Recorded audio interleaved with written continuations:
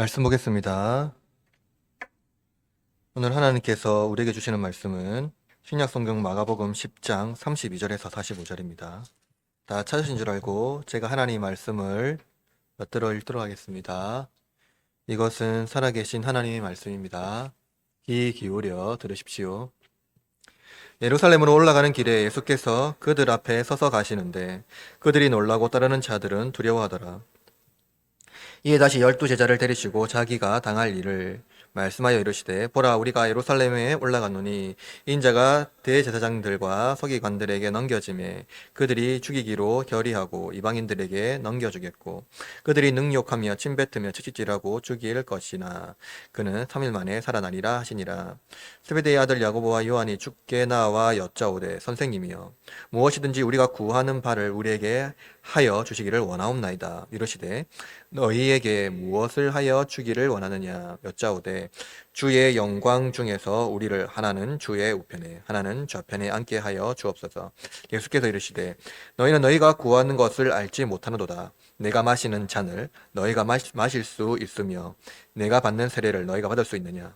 그들이 말하되 할 수 있나이다. 예수께서 이르시되 너희는 내가 마시는 잔을 마시며 내가 받는 세례를 받으려니와 내 좌우편에 있는 것은 내가 줄 것이 아니라 누구를 위하여 준비되었든 그들이 얻을 것이니라. 열제자가 듣고 야고보와 요한에게 대하여 화를 내거늘 예수께서 불러다가 이르시되 이방인의 집권자들이 그들의 임의로 주관하고 그 고관들이 그들에게 권세를 부리는 줄을 너희가 알거니와 너희 중에는 그렇지 않을지니 너희 중에 누구든지 크고자 하는 자는 너희를 섬기는 자가 되고 너희 중에 누구든지 으뜸이 되고자 하는 자는 모든 사람의 종이 되어야 하리라.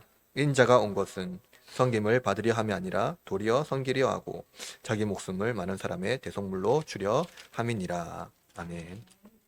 오랜만에 다시 마가복음 강해를 다시 이제 시작합니다. 기억을 더듬어 보면 부자 관리 이야기를 마지막으로 잠시 이제 대림절 절기를 말씀을 드리면서 잠시 이제 멈췄는데요. 오늘은 부자 관리 이후에 이어지는 그 말씀입니다. 성기는 자로 오신 예수 그리스도라는 제목으로 하나님 말씀을 선포하겠습니다. 인간의 3대 욕구가 무엇인지 아시죠?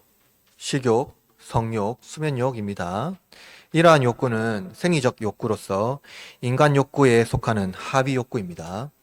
왜냐하면 그 생리적인 욕구는 동물에게도 있는 욕구이며 생명을 유지하기 위하여서는 필수적인 욕구이기 때문이죠. 인간은 생리적인 욕구가 충족한다고 해서 욕망이 사라지는 존재는 아닙니다. 인간은 동물과 달리 인격을 가지고 있기 때문에 인격적 존재로서 욕망이 충족되어야 합니다. 인간의 욕구 최상위는 어떤 이제 심리학자들 그리고 학계에서 밝혀진 바로 따르면 자아실현이라고 말합니다. 자아실현이란 사람마다 특징이 다르지만 자기 내면에 있는 자아가 충만하게 만족하는 상태입니다. 여러분 혹시 주인이 되고 싶습니까? 종이 되고 싶습니까? 주인이 되고 싶지 종이 되고 싶은 사람 아마도 없을 것 같습니다. 서점에 가면 자기계발서가 많이 이제 주 이제 거래 이제 도서인데요. 그 자기계발서에 주인이 되고 싶은 책과 종이 되고 싶은 책이 있다고 한다면 어떤 책이 더 많이 팔릴까요? 당연히 주인이 되고 싶은 책이 더 많이 팔릴 겁니다. 왜냐하면 자아실현에는 자기 만족에 대한 어떤 충족하는 만족 그리고 주인이 되고 싶어하는 그런 욕구가 있기 때문이죠. 어, 그리고 또 인간의 욕구의 최상위 욕구에는 그 명예욕이 함께 포함되어 있습니다. 그것이 이제 명예를 추구하는 것이 바로 어떤 자아 실현이기 때문이죠. 그리고 또 자아 실현에는 자기 만족의 기초 안에 이웃의 인정을 받으려고 하는 그런 욕구도 포함되어 있는데요. 그것은 어, 이웃에 받는 인정이 그 자기 만족의 기초에 있기 때문입니다. 나의 생각 안에 우주가 존재하고 이웃이 존재하죠. 인간은 자기가 알아주는 사람을 좋아합니다. 왜냐하면 인간의 기초에는 자기 중심성이 뿌리를 내리고 있기 때문이죠. 그래서 인간은 인정을 받기 위하여 권력을 가지려 하죠. 좋든 싫든 권력을 가진 사람은 권세 위에 있는 사람이기 때문에 어떤 사람들에게 인정을 받을 수밖에 없지요. 권력이란 상호 간의 인정에 의해서 만들어진 체계가 아니라 개인의 능력 혹은 출신에 의해서 생긴 것이기 때문에 위계의 질서에 속합니다. 사실상 일반 사회에서 인간이 인정받기 가장 쉬운 방법은 무엇일까요? 그것은 출세하는 겁니다. 인간이 기본적으로 타인의 인정을 받으려는 이기적인 인격을 지니고 있기 때문에 누구나 나 자신만을 인정해 주기를 원합니다. 특히 자신과 비슷한 위치에 있는 사람들끼리 서로 비교하여 서로 내가 더 우등한 존재로 이제 알아주길 원하는 거죠. 사람은 자기보다 기준적으로 하위에 있는 사람들하고 비교하지 않고요. 더 상위에 있는 사람하고 비교하지 않습니다. 비슷한 수준에 있는 사람들과 비교해서 자신이 더 우월하다는 것을 인정받으려고 하는 것이 인간의 존재라는 거예요. 이것이 타인의 인정을 얻기 위하여 결핍된 인간의 삶의 방식이라는 겁니다. 그런데 타인의 인정을 받는 길이 또 다른 길이 있다는 거 여러분 아십니까? 출세하는 길, 어떤 욕망을 위하는 길이 아니라 다른 길이 있다는 거 여러분 아세요? 그것은 예수님의 구원 사역과 예수님께서 제자를 대하는 태도에서 알 수 있습니다. 예수님은 섬기기 위하여 오셨고 심지어 자기 목숨을 대속물로 주기 위하여 오셨습니다. 인정을 얻는 가장 쉬운 방법, 그것은 주인이 되는 것이 아니라 섬기는 자가 되는 것입니다. 하나님은 본래 인간을 자기 형상으로 만드셨죠. 하나님 자기 형상으로 우리를 만드셨습니다. 그렇기 때문에 섬기는 것이 하나님의 성품을 담는 것 십니다. 그리고 그 섬기는 것은 예수님의 길을 걸어가는 것을 말해주고 있는 것이죠. 따라서 제가 여러분에게 설교하는 목적은 이것입니다. 여러분들이 영광 중에 군림하는 권세자가 되는 것이 아니라 당신이 무엇을 하든 사랑을 실천하기 위하여 섬기는 자가 되도록 하는 것입니다. 오늘 하나님께서 설교자를 통하여 선포하신 말씀 안에서 그리스도를 위하여 행하신 일과 또 우리가 그리스도를 위하여 해야 할 일을 실천할 수 있는 그 은혜의 기간이 되길 바라고 그 은혜를 공급받는 말씀이 되기를 바랍니다. 먼저 영광 중의 권세를 누리는 자들입니다. 예수님은 제자들에게 이미 순환 예고를 하셨죠. 두 차례나 오늘 본문 이전에 두 차례나 먼저 하셨어요. 이번에 순환 예고는요. 먼저 장소를 언급하고 있습니다. 이전엔 장소를 말하지 않았는데 오늘 본문에서는 장소를 말하고 있어요. 어디입니까? 예루살렘이에요. 마가는 이 기록을 이전보다 더 구체적으로 이제 기록하고 있는데요. 오늘 마가복음 본문 32절 상반절에 보면 이렇게 말하고 있습니다. 예루살렘으로 올라가는 길에 예수께서 그들 앞에 서서 가시는데 그들이 놀라고 따르는 자들은 두려워하더라. 방금 읽은 본문을 보면 예루살렘으로 올라가는 길에서 예수님은 6월절 성전에 올라가는 어린 양의 이미지를 연상시킵니다.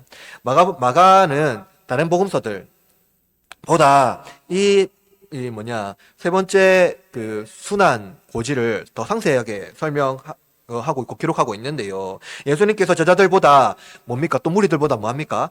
먼저 앞장서서 가십니다. 뒷걸음치서 가는 것이 아니라 앞에 서서 가세요. 그러니까 뭡니까? 무리들이 놀라고 다른 자들이 두려워하더라 라고 본문에서 기록하고 있어요. 예수님은 자기 사명을 향하여 숨기지 않고 당당하게 예루살렘 성전을 향하여 아무 말 없이 올라가십니다. 예수님께서 제자들을 향하여 가르치신 말씀, 그것을 뭐합니까? 예수님은 스스로 실천하심으로써 겸손의 모습을 보여주고 계시는 겁니다. 예수님을 따르는 것, 그것은 무엇입니까? 예수님의 겸손과 고난과 관련해서 직접 예수님과 함께 그 길을 가는 것을 말해주고 있는 거예요. 예수님 지금까지 제자들에게 말하면서 나와 함께 가려면 뭡니까? 나와 함께 길 가는 자들을 예수님은 부르셨고요. 또 함께 그 길을 가기를 요청하시는 거예요. 6월절 어린 양같이 예수님은 오늘 본문을 통하여서 예루살렘 성전으로 뒤따라가는 것이 아니라 앞장서서 올라가는 모습을 보여줍니다. 그러니까 사람들이 어떻게 합니까? 그 모습을 보고 경외감을 일으켰습니다. 먼저 무리들이 뭐합니까? 놀라지요. 무리들은 예수님께서 가르치신 권위에 놀랐습니다. 이미 예수님께서 가르치신 그 말씀의 권위가 뭐였습니까? 바리새인과 서기관들보다 다름으로 그 권위에 어쨌죠? 놀랬다 하고 이미 말씀하고 있어요. 예수님께서 예루살렘으로 올라가시는 길은 죄인의 길이 아니라 의인의 길이었으며 전혀 흐트러짐 없이 당당하게 그 길을 갖고 계셨어요. 특별히 예수님은 이전에도 이 길이 뭐라고 했죠? 고난의 길, 심지어 자기 생명을 주는 길이라고 말했어요. 그럼에도 불구하고 전혀 흐트러짐 없이 또 죄인이 아니라 아주 당당한 의인으로서 그 길을 가고 있어요. 마치 게선 장군이 그 길을 행차하는 것처럼요. 심지어 6월절 예루살렘으로 올라가는 그 사람들은 예수님을 보고 두려워하기까지 했어요. 제자들은 예수님께서 바다와 바람을 잠잠하게 하는 권능을 보고 두려워했고, 따르는 자들은 예수님의 의로움을 두려워합니다. 네, 그의 거룩하심, 그의 의로우심을요. 참된 권위는 내면에서 드러난 거예요. 그죠? 내면이 연약한 사람일수록 외부적인 조건에 집착하게 됩니다. 마치 고슴도치가 그 자기 가시를 막 드러내는 것처럼요. 그러므로 여러분, 우리는 우리의 내면에 있는 영혼을 강하게 해야 합니다. 예수님은 무리들 중에 제자들을 따로 부르셔서 세 번째 순환 예고를 말씀하십니다. 예수님은 의미심장한 말씀을 하는데요. 보라, 우리가 예루살렘으로 올라간다라고 말해요. 이미 이는 예수님께서 맞이해야 할 운명이 곧 임박했음을 이야기하고 있는 겁니다. 그런데 예수님은 사실 지금 예루살렘에 올라가서 그 모든 고난을 담당해야 되는 분은 누구입니까? 예수님 홀로 한 분이에요. 예수님 홀로 그 일을 담당해야 돼요. 그런데 예수님은 내가 예루살렘으로 올라간다라고 하지 않고 뭐라고 합니까? 우리가 예루살렘으로 올라간다라고 말해요. 이제 예수님께서 예루살렘으로 올라가시는 이 사건은요, 예수님의 고난과 더불어 제자들도 고난을 대비해야 함을 가르쳐주고 있는 겁니다. 제자들이 당면해야 할 운명은 십자가의 지자도를 예수님께서 말씀하고 계시는 거예요. 그러나 제자들은 어떻습니까? 예수님 말씀을 전혀 이해하지 못해요. 그것이 무엇을 말하는지, 그들이 감당해야 될 그 제자도가 무엇인지 전혀 이해하지 못합니다. 왜냐하면 제자들은 예수님이 예루살렘에 입성하게 되면 영광 중에서 예수님의 대관식이 열리고 제자들은 예수님과 함께 권세자의 반열에 오를 것을 기대했기 때문이에요. 예수님은 제자의 기대를 아시고 제자들에게 예루살렘에서 일어날 일에 대하여 말씀하는데요. 오늘 마가복음 10장 33절 하반절을 제가 읽을 테니 여러분 34절 읽어주세요. 인자가 대제사장들과 서기관에게 넘겨지매 그들이 죽이기로 결의하고 이방인들에게 넘겨주겠고 이런 능력을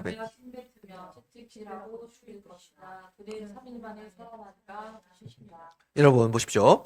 예수님께서 동족인 유대인 대제사장과 서기관들의 판결에 의해서 누구에게 넘겨집니까? 이방인에게 넘겨져요. 이방인 누구죠 지금? 로마인이에요. 로마인에게 넘겨져요. 유대인들의 지도자들이 자기 동족을, 그러니까 예수님을, 유대인이잖아요. 그들이 가장 경멸하는 로마인에게 넘겨주어서 능욕당하게 합니다. 대제사장과 서기관들이 예수님을 로마인보다 더 극악무도한 죄인이라고 생각했기 때문이에요. 예수님께서 십자가에 달려셔서 죽는다는 기록은 본문에 없지만, 십자가에 달려 죽는다는 기록은 없지만, 로마가 죄인으로 처형하는 방식이 너무나도 잘 알아요. 너무나도 유명하죠. 그것은 십자가 처형 방식이에요. 그것을 모르는 사람은 아무도 없습니다. 예수님께서 제자들에게 이미 2차례나 고난을 예고했어요. 예수님께서는 이미 예루살렘에서 일어난 일에 대하여 알고 계셨고, 그 일에 대하여서 예수님은요, 말씀하셨지만 전혀 피하지 않으시고, 가장 먼저 앞장서서 가시는 것을 보여줍니다. 이것을 통해서 예수님은 무엇을 보여줍니까? 예수님의 겸손을 가장 명확하게 보여주고 있는 거예요. 그가 이 땅에 왜 오셨든지, 그가 겸손히 어떤 길을 가고 있는지 보여주고 있는 거예요. 예수님의 겸손은 자기가 당할 일을 중심으로 말하지 않고 자기가 받을 고난을 통해서 제자들이 받아야 할 그 박해를 미리 말씀하시고 또 그들을 격려하는 섬김의 모습을 본문에서 나타내주고 있는 겁니다. 예수님은 동족에게 버림받으시고 이방인들의 손에 의해서 능욕당하며 죽임당합니다. 그런데 예수님은 이 일에 대하여 전혀 부당하다거나 불의하다라고 말하지 않습니다. 그 길을 피하지도 않으시지요. 그냥 그 일이 우리에게 일어날 것이라고 말해요. 그 일이 나에게가 아니라 우리에게 일어날 것이라고 말합니다. 여러분, 어떻게 이렇게 죽임당할 운명을 알고 있는 사람이 이토록 침착하게 대응할 수 있을까요? 그것은 너무나도 불의하고 부당한 일을 당하는 사람의 입장이라면 저항해야 하는 것 아니겠습니까? 예수님께서 가시는 길, 영광 중에 권세를 누리는 자들과 다릅니다. 여러분 42절 말씀 읽어줍시다. 42절 시작. 예수께서 불러다가 이방인의 주권자들이 그들을 임의로 주관하고 국관들이 그들에게 세례를 부리는 줄을 너희가 알라. 여러분 예수님께서 올라가는 길이요. 세상의 권세를 가진 자들이 자신은 주인이며 자신 뜻대로 권세를 부린다라고 예수님께서 말하고 있어요.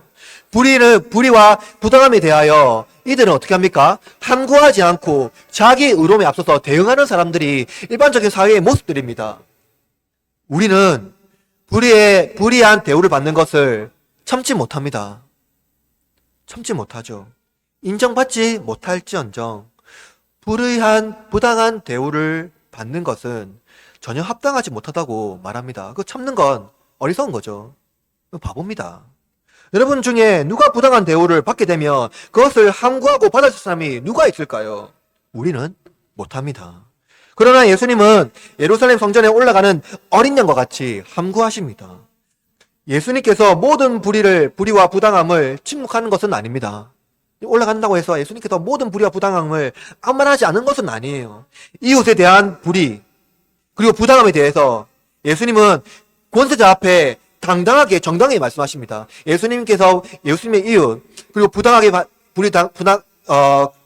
대우를 받는 어떤 과부와 고아와 객들에 대하여 예수님은 그들에 대하여 증언자가 되고 그들의 대변자가 되어 주십니다. 보호자가 되어 주십니다. 하나님의 성전에서 자사건들이 그 하나님 성전이 소굴이 되었을 때 예수님은 역정을 내셨습니다. 그러나 예수님은 우리를 위하여 자신이 성전에 제물을 드실 때 예수님은 함구하십니다. 우리와 달리 예수님은 자신이 당할 부당함과 불의에 대하여 저항하지 않죠. 예수님 제자들보다 먼저 가셔서 우리의 불의를 감당하셨고 우리의 죄를 용서하십니다. 세상의 권세는 인정받기 위하여 자신의 출신과 능력과 외모를 포기하지 않지만 예수님은 우리를 사랑하기 위하여 자기 권세를 포기하십니다. 그리고 예수님은 제자들에게 3일 만에 다시 살아날 것이라고 말씀하십니다. 우리의 죽음이 끝이 아니라 새로운 시작이 있다는 것을 제자들에게 가르쳐주고 있는 것이죠. 그러나 제자들은 예수님의 말씀을 어떻게 듣습니까? 편집해서 듣습니다. 자기가 듣고 싶은 것만 듣는 거예요. 마치 예배 시간에 와서 자기가 원하는 것만 듣고 원하지 않는 것들은 그냥 벌려버리는 것과 같은 거예요. 제자들의 모습이 우리의 자아의 거울입니다. 제자들을 통해서 우리는 우리의 영혼에 강력히 뿌리 내린 인정욕구와 명예욕에 대한 집착을 볼 수가 있습니다. 우리는 내가 당하는 불의를 참지 못합니다. 반면 이웃에 대한 불의는 그들의 잘못이라고 생각하죠. 우리의 그 죄악의 본성이 얼마나 심각하게 뿌리 내려 있는지를 알 수가 있습니다. 우리는 나 자신이 매우 합리적이라고 생각하지만 실상 인간은 매우 불합리하고 자기밖에 모르는 존재입니다. 이처럼 인간의 이기적인 욕망은 권세를 누리려는 태도에서 드러납니다. 예수님의 가르침을 받은 제자들도 우리와 같이 자기밖에 모르는 인간입니다. 예수님은 제자 야고보와 요한이 예수님께 나와 질문하는 것을 볼 수가 있는데요. 오늘 본문 10장 35절 말씀해 볼까요? 10장 35절 시작. 때의 아들 야고보와 요한이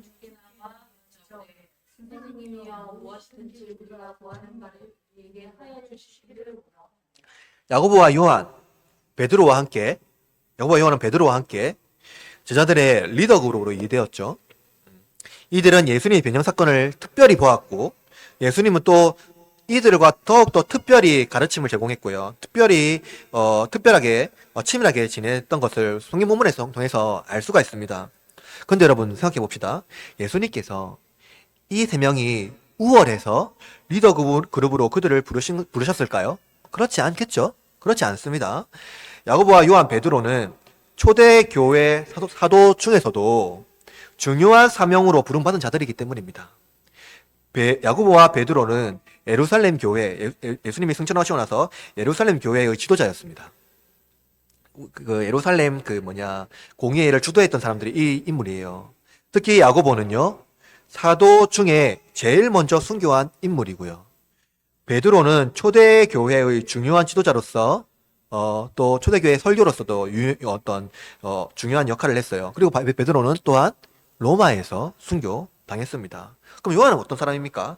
요한은 복음서와 서신 그리고 계시록을 남겼으며 그는 또 유일하게 pat모섬에서 자연사했습니다. 그는 또 박해로 인하여서 예수님을 부인하는 심각한 고문을 받았지만 부인하지 않고 끝까지 남아서 pat모섬에서 계시록을 쓰고 거기서 이제 죽음을 맞이한 거죠.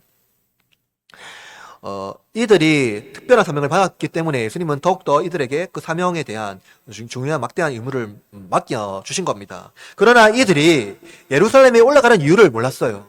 예수님 특별히 이들을 더 가르쳤고, 특별히 영광을 보여줬고, 특별히 예수님과 말씀을 더욱더 가르쳤는데도 불구하고 이들은 예루살렘에 올라가는 이유를 전혀 몰랐습니다. 이들은 예수님의 사명도 알지 못할 뿐만 아니라 그들이 맡아야 할 사명조차도 몰랐던 거예요. 야고보와 요한이 예수님께 질문한 것은 갑자기 생각나서 질문한 것 아니에요. 올라가기 때문에 올라가면 우리가 뭘 받을까 갑자기 생각난 것이 아니라는 거예요. 직관적으로 생각난 것이 아니에요. 그들이 예수님께 구한 것 예전부터 고민했던 문제예요. 이제 예수님을 통해서 우리가 무엇을 받을 수 있을까? 늘 고민했던 문제입니다. 그들은 언제나 높은 자리를 원했고 이 문제로 다툼이 일어나기도 했어요. 예루살렘에 올라가는 길, 그 길에 야고보와 요한이 누가 더 높은 자리에 앉게 될지 서로 이야기했을 겁니다. 야, 우리가 이제 예루살렘에 높이 올라가면 예수님이 왕이 될 건데 메시아가 될 건데 야, 네가 높을까 내가 높을까? 야, 내가 더 높지 않겠냐? 하고 서로 이야기했던 거예요. 그리고 예수님께 질문함으로써 그들의 청을 예수님께서 들어줄 것이라고 그들은 기대했을 거예요. 그들은 아마도 예수님께서 그들을 더 친애하고 더 기대감을 가지고 친밀하게 여긴다라고 착각했을 것 같습니다. 이에 예수님께서 그들에게 이렇게 말해요. 너에게 무엇을 하여 주기를 원하느냐라고 질문합니다. 그러자 그들이 7절에서 이렇게 말합니다. 30절 말씀 제가 읽어볼게요. 들어보세요. 여짜오되 주의 영광 중에서 우리 중 하나는 주의 우편에 하나는 좌편에 앉게 하여 주옵소서. 예수님은 지금 예루살렘에 올라가는 길이 고난의 길이라고 말씀하셨지만 제자들은 예루살렘에 올라가는 길이 어떤 길로 착각하고 있는 거죠? 영광의 길이라고 착각하고 있는 거예요. 그들은 여전히 예수님을 정치적인 메시아로 이해하고 있습니다. 예루살렘에 입성하는 것은 대관식이며 이를 통해서 다윗의 왕자를 세우실 분으로 그들은 이해한 거예요. 유대인들은 다니엘서에 기록된 메시아 왕국을 굳게 신뢰했을 겁니다. 다니엘 7장에 보면은요, 인자 같은 이가 와서 모든 나라와 권세를 그 인자에게 주었다라고 기록하고 있고요. 또 그의 권세는 영원한 권세이고 그의 나라는 멸망하지 않는다라고 말하고 있습니다. 이들은 이 말씀을요, 정치적인 메시아, 왕권의 메시아, 다윗의 왕가를 세우는 메시아라고 이해했을 거예요. 진짜로 현실 나라로 이해했을 겁니다. 그러나 예수님은 자신을 인자로 소개할 때에, 복음서에서 이제 인자로 소개할 때에 단 한 번도 십자가를 제외하고는 영광을 말한 적이 없어요. 예수님은 인자로서 고난을 받는 종으로 오셨고 세상 권세를 위한 왕으로 묘사되지는 않습니다. 철저하게 고난받는 종으로 예수님은 자신을 말하고 있습니다. 그러나 제자들은 예수님과 함께 길을 가려고 하는 것이 아니라 예수님을 모시고 권세자의 자리에 앉으려고 하는 거예요. 길을 가는 것이 아니라 그 자리에 앉기를 원하는 겁니다. 예수님은 자기와 함께 길을 걷는 제자를 부르셨지만 나와 함께 사람을 낚는 어부, 나와 함께 기도하고 나와 함께 그 길을 갈 제자를 부르셨지만 제자들은 예수님과 함께 권세자의 자리에 앉는 것을 기대하고 있는 겁니다. 제자는 예수님의 영광을 드러내기를 원했습니다. 그러나 동시에 예수님의 영광스럽게 함으로써 제자들은 사리서욕을 얻으려 한 거예요. 이들의 요청에 예수님은 그들의 입장에서 말씀해주고 계시는데요. 38절 말씀을 봅시다. 38절 시작. 그래서 이러시되 너희는 너희가 구하는 것을 알지 못하는도다. 내가 마시는 자를 너희가 마실 수 있으며 내가 받는 세례를 너희가 받을 수 있느냐. 여러분, 예수님은요 그들의 청, 야고보와 요한의 청을 들어주지 않습니다. 만약 예수님께서 이 제자의 청을 들어주신다면 그 제자들은 정말 형편없는 존재가 될 것이기 때문입니다. 그들은 권세를 원했고요. 자신들이 마땅히 그럴 자격이 있다고 생각했습니다. 요한과 야고보는 다른 제자들보다 더 우월의식에 사로잡혔고 그렇기 때문에 예수님의 우편과 좌편의 자리에 앉는 자격이 그들은 충분하다고 여겼을 겁니다.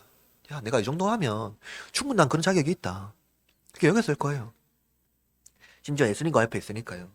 심지어 제자들 중에서도 그들은 으뜸이라고 생각했습니다. 야, 내가 예수님의 친애를 더 받아. 예수님이 나와 더 함께 계셔. 라고 그들은 생각했을 거예요. 특권의식.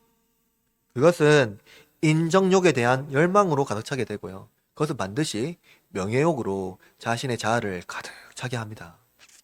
만약 예수님께서 영혼의 절벽에 걸려있는 이들의 요구를 그대로 들어주신다면 그들은 돌이킬 수 없는 멸망의 자리에, 영혼의 질병의 자리에 앉게 될 것입니다.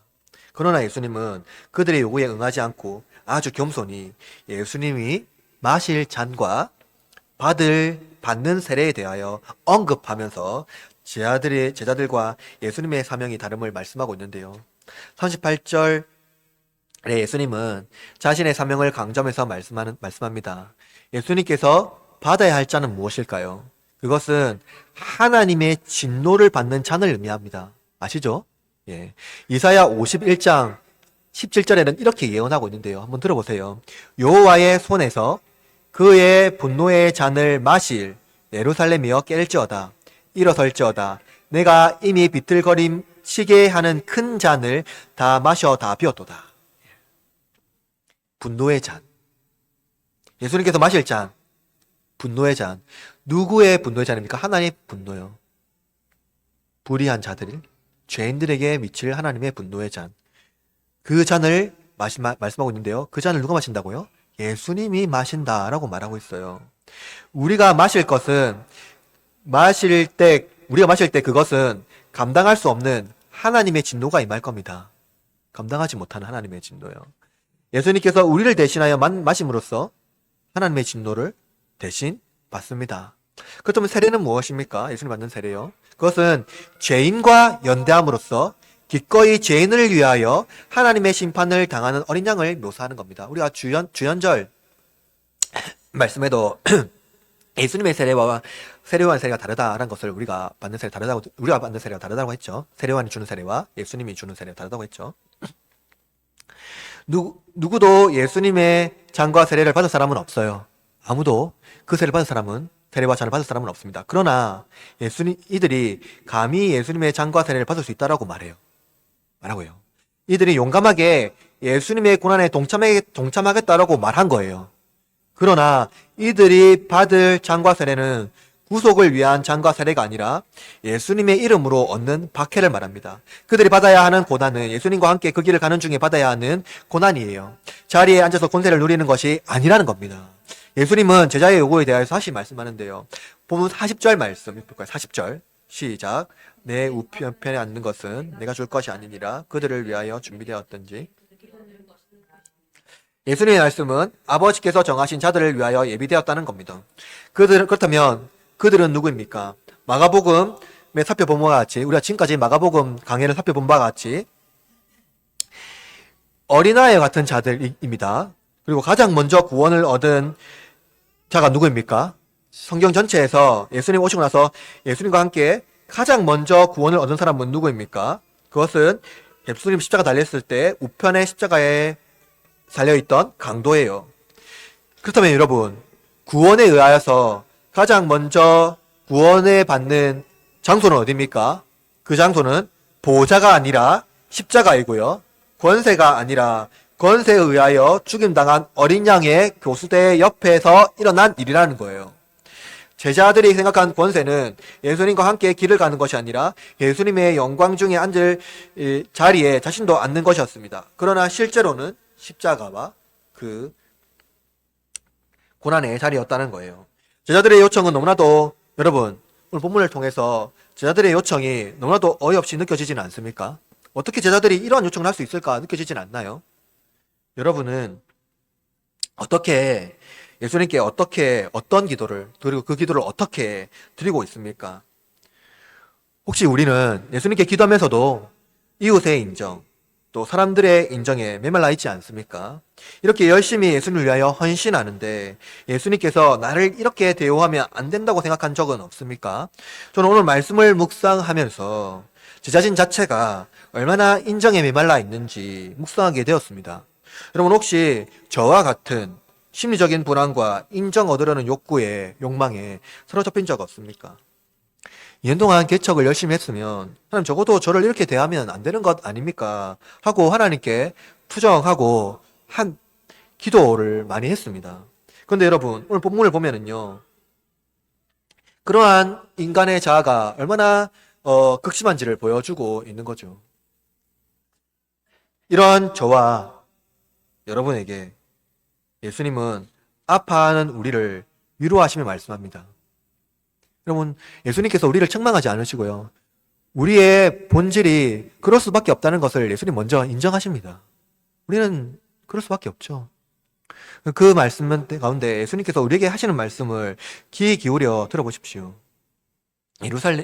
예수님은 예루살렘에 올라가셔서 자신이 받아야 할 사명을 이야기하시지만 자녀들에 대한 애정은 놓지 않았습니다. 이제 예수님께서 유대인에게 버림당하고 로마인에게 능력받으며 능력받으며 중임당하게 될 것인데요. 그때 되면 제자들이 받아야 할 고난에 대하여 예수님은 미리 말씀하고 계신 것입니다. 그러나 제자들은 예수님 말씀을 오해했고 권세를 누리고 싶어 했습니다. 제자들은 야고보와 요한의 이야기를 듣고 불같이 화를 냅니다.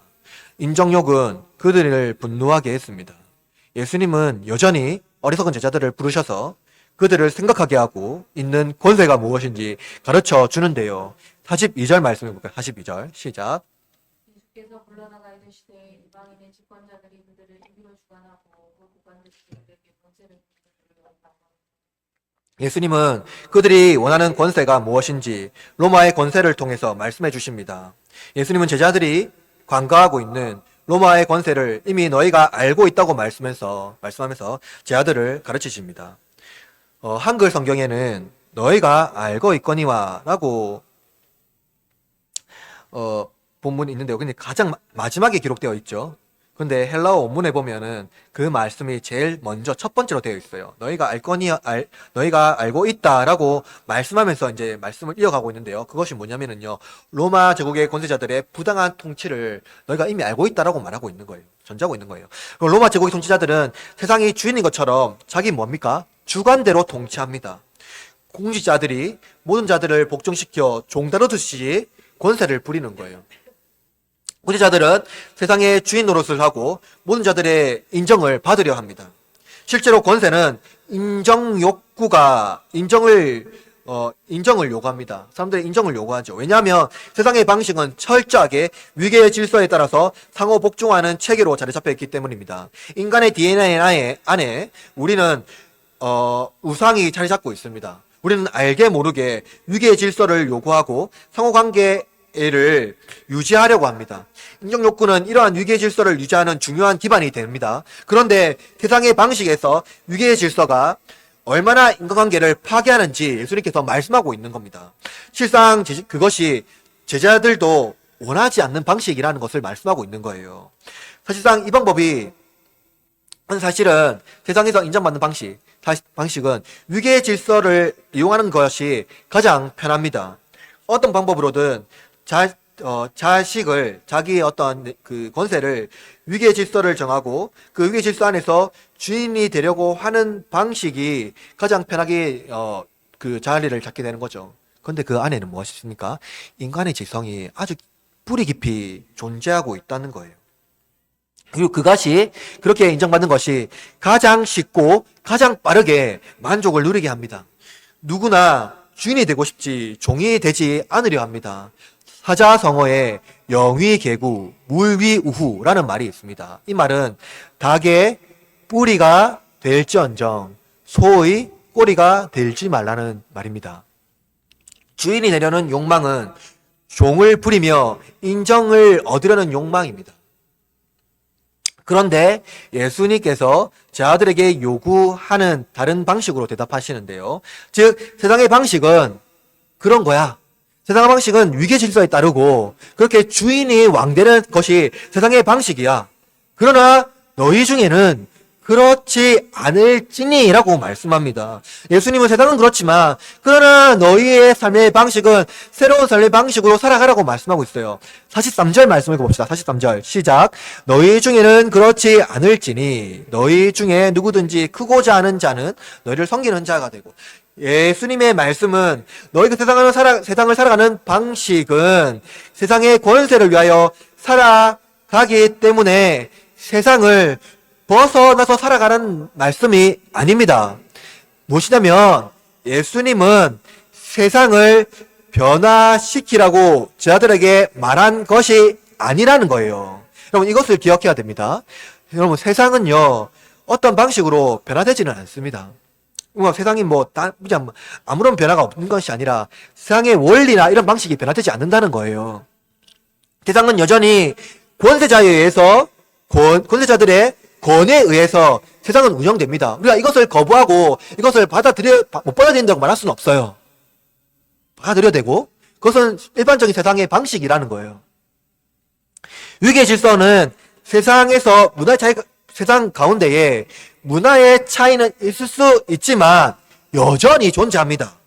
그렇다면 예수님께서 크고자 하는 자가 섬기는 자가 된다는 이 말씀, 그 말씀은 무엇을 의미할까요? 예수님께서 우리에게 가르치는, 제자들이 가르치는 그 말씀 양식은 무엇을 가르칠까요? 그것은 하나님 나라의 원리를 말하고 있는 거예요. 하나님 나라의 원리요.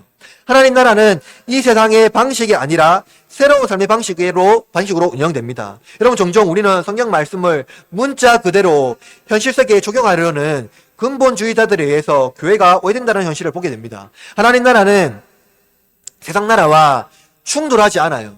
종종 근본주의자들이 세상 나라의 윤리가 성경과 부합되지 않기 때문에 저항해야 한다라고 말하지만 예수님은 세상 나라를 저항하지 않았습니다. 그렇다면 예수님께서 저희들에게 하신 말씀, 그것은 무엇을 가르칩니까? 44절 읽어볼까요? 44절 시작. 너희 중에 여러분 43절에 보면 섬기는 자는 디아코노스 단어를 사용했고요. 44절에서는 종은 둘로스라는 단어를 사용합니다. 섬기는 자와 종이라고 말하고 있죠. 그리고 43절에 크고자 하는 자는 메가스라는 큰 자, 즉 권세자를 의미하는 큰 자를 말하고 있는데요. 44절에 말하면 으뜸은요, 프로토스, 즉 첫째 되는 사람을 말합니다.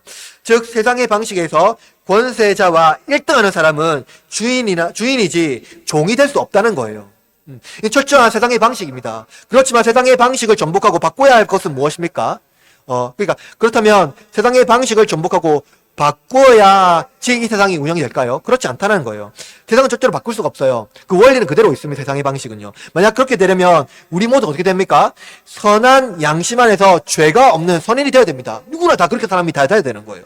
권세를 받더라도 그런 권세를 누리는 어떠한 마음이 없어야 된다는 거예요. 근데 이 세상은 그렇지 않습니다. 전혀 그렇게 안 돼요.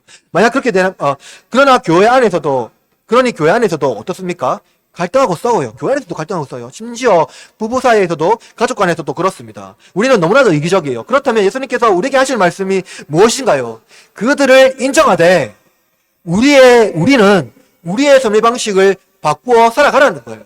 이 세상은 인정하되 우리는 그런 삶의 방식으로 살아가지 않고 하나님 나라의 방식으로 예수님의 말씀 방식대로 살아가라는 거예요. 우리의 삶의 방식은 내가 주인이 아니라 누가 주인입니까?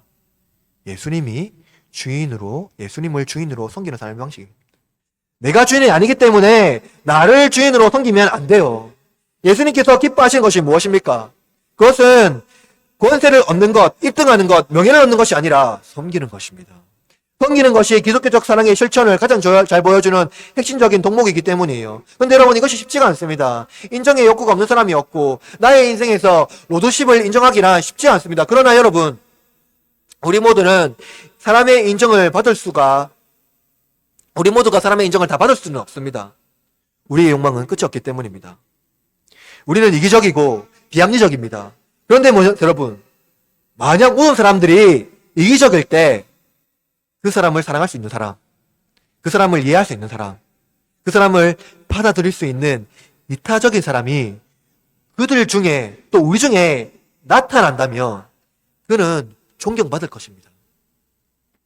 으뜸이 되는 것은 종이 된다는 것. 마치 낙타가 바늘귀에 들어간 것이 어렵게 느껴지지만 섬김은 그 사랑을 보여주는 태도로 말미암아 그것을 가능하게 합니다. 기독교적 실천이 사랑으로 나타내기 때문이죠.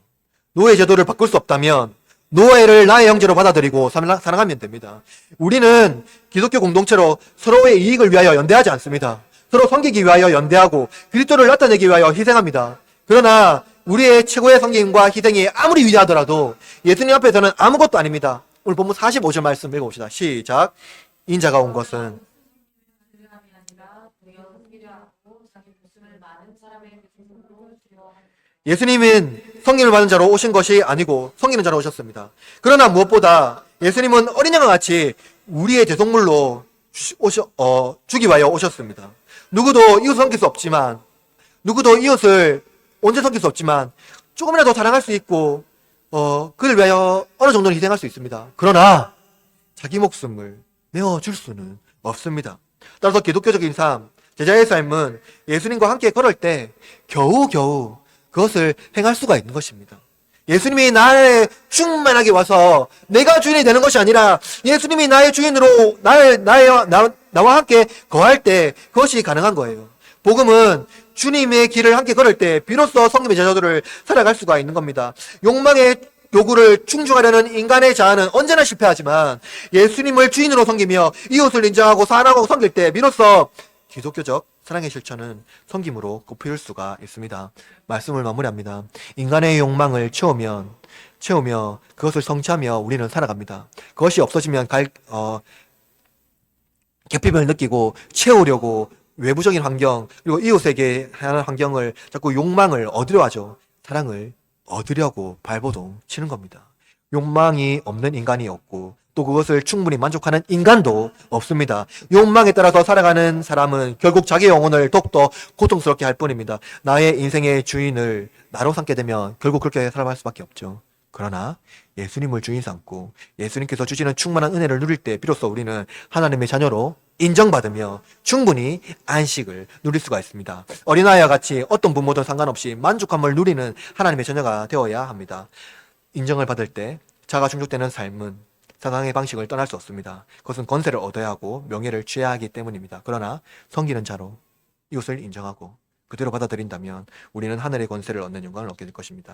사랑하는 흐르는 장로교회 성도 여러분, 우리 교회는 무엇보다도 인정을 얻으려는 마음이 클 수 있습니다. 특별히 목사인 저부터가 그런 마음이 너무나도 많고 그것이 충족이 안 될 때마다 갈등과 어려움이 내 안에 욕망으로 자리 잡게 됩니다. 여러분 혹시 그런 갈등과 어려움이 없습니까? 혹시나 그런 것들이 아니라도 내 주위에 있는 내가 가지고 있는 내 직업, 나의 환경, 내가 생활하는 터전, 내 주변의 동료들 또 내가 가지고 있는 어떠한 능력들이 인정받지 못할 때 예수님보다 나의 요구를 더욱더 원하는 그런 마음은 없습니까? 이 시간 우리가 예수님을 기억하며 믿음으로 고백하며 나갔으면 좋겠습니다. 한 주간 삶을 살아갈 때 그 예수님께서 우리를 위하여 행하신 그 크신 은혜가 무엇인지 기억하고 고백함으로 살아가는 우리 흐르는 장로교회 성도들 되기를 주님의 이름으로 축원합니다.